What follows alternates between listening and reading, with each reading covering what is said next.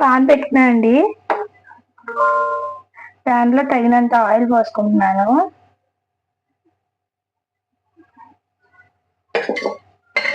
కొద్దిగా హీట్ అవ్వాలి oil. Oil heat అయిందండి. ఫస్ట్ చిల్లీస్ వేసుకుంటున్నాను. అది కొంచెం ఫ్రై అవ్వాలి. ప్రాన్ కర్రీలో కూడా చిల్లీస్ ఫ్లేవర్ బాగుండిద్దండి. స్టార్టింగ్ ఫస్ట్ వేస్తే ఫ్లేవర్ పట్టిద్ది. ఆనియన్స్ అండి, నేను 2 ఆనియన్స్ తీసుకున్నాను. కొద్దిగా గ్రేవీ ఎక్కువ రావాలి కదా. ప్రాన్స్ ఎలాగో మనకి ఎక్కువ కర్రీ కనిపించదు, దానివల్ల నేను ఆనియన్స్ కొంచెం ఎక్కువ తీసుకున్నాను గ్రేవీ కోసం.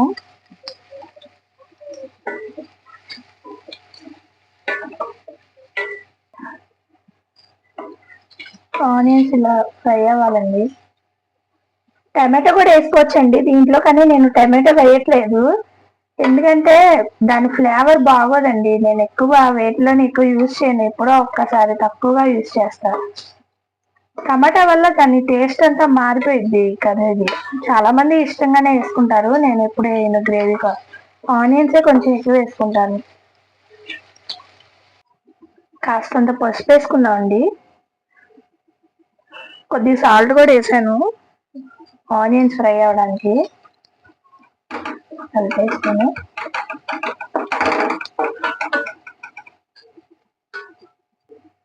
ఆనియన్స్ ఇలా ఫ్రై అయిపోవాలండి. బాగా ఇలా ఫ్రై అయితే చాలు.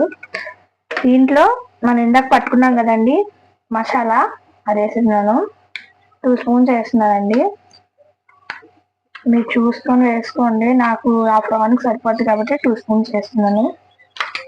ఇప్పుడు స్మెల్ పోయే వరకు ఫ్రై చేసుకోవాలి. అల్లం వెల్లుల్లి పేస్ట్ వేసాం కదండి, దాని స్మెల్ పోయే వరకు కొంచెం ఫ్రై అవ్వాలి. అడుగంటకుండా చూసుకోండి, కలుపుతానే ఉండండి అడుగంటది. ఇదిగోండి మసాలా అంతా ఫ్రై అయిపోయింది. ఇలా ఆయిల్ బయటికి వస్తున్నప్పుడు ప్రాన్ వేసుకున్నామండి. చూడండి ఎంత ప్రాన్ తీసుకున్నా కానీ ఇవి మనకి ఎక్కడ సరిపోతాయండి బాబు.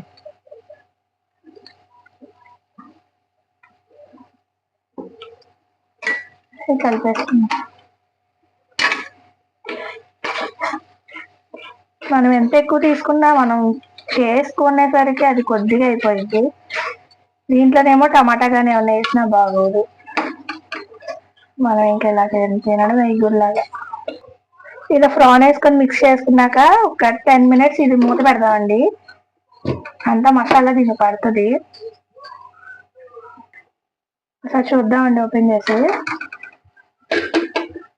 ఇంకా వాటర్ వచ్చింది, ఆయిల్ అంతా బయటకు వచ్చింది చూడండి.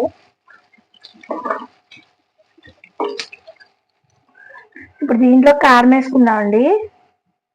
2 స్పూన్స్ వేస్తున్నాను.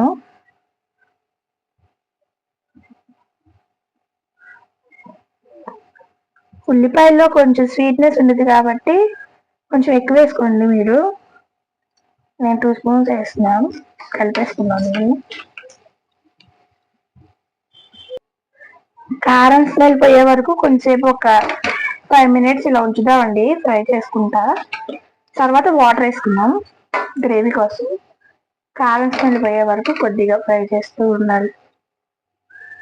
ఇందాక కారం వేసా కదండి, కొంచెం లైట్గా ఉప్పు వేస్తున్నాను. ఇందాక ఆనియన్స్ వేసాను చెప్పా కదండి, చూసుకున్నాను. కొద్దిగా తగ్గింది, కొద్దిగా వేసుకున్నాను. కలిపేసుకుంటున్నాను. ఈ కారం స్మెల్ అంతా పోయిందండి. దీంట్లో కొద్దిగా వాటర్ వేసుకోవాలి. ఇంకా దీంట్లో హాఫ్ వేస్తాను చూడండి.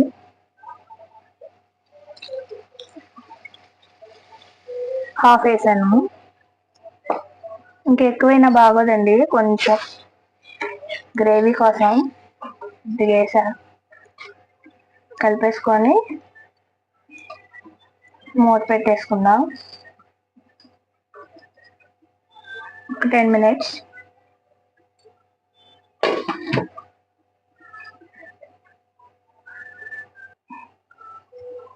ఒకసారి చూద్దామండి. ఇది అవుతుంది కదా కర్రీ. దీంట్లో మసాలా వేస్తున్నానండి. మసాలా నేను వీడియో తీసానండి, ఒకసారి చూడండి. గరం మసాలా అది వేస్తున్నాను. అది వేసి కొంచెం లైట్గా కొత్తిమీర వేస్తున్నాను. తర్వాత మళ్ళీ వేసుకుందాం కొత్తిమీర కొంచెం వేసుకొని మూత పెట్టి క్లోజ్ చేసేసుకుందాం అండి. ఒకసారి ఓపెన్ చేసి చూద్దామండి. ఒక్కసారి ఇలా కలుపుకుందాం.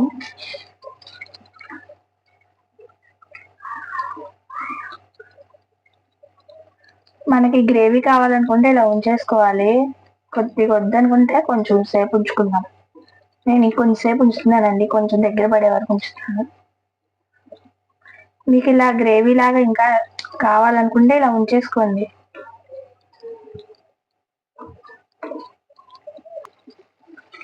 ఇంకండి దగ్గరగా అవుతుంది.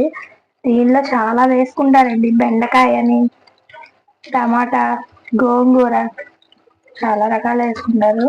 నేనైతే గోంగూరతో చేసా కానీ టమాటా అసలు వేయనండి, నాకు ఇష్టం ఉండదు. కానీ గ్రేవీ రావడానికి టమాటా వేసుకుంటారు చాలా మంది. నేను ఎప్పుడు వేయలేదు. క్యాలీఫ్లవర్ ఆయిల్ కూడా వండుతారండి, మా అత్తయ్య గారు బాగుండేవాళ్ళు క్యాలీఫ్లవర్ ఆయిల్. ఒకసారి నేను వీడియో పెడతాను క్యాలీఫ్లవర్ ఆయిల్ కూడా. ఇంకోండి అయిపోయిందండి, బౌల్లోకి తీసేసుకుందాం. ఈ గ్రేవీ ఉంచుకుంటున్నా నేను. అయిపోయిందండి కర్రీ. ఇంకా లాస్ట్లో కొద్దిగా కొత్తిమీర వేసేసుకొని ఆఫ్ చేసేసుకుందాం, మూత పెట్టుకుందాం.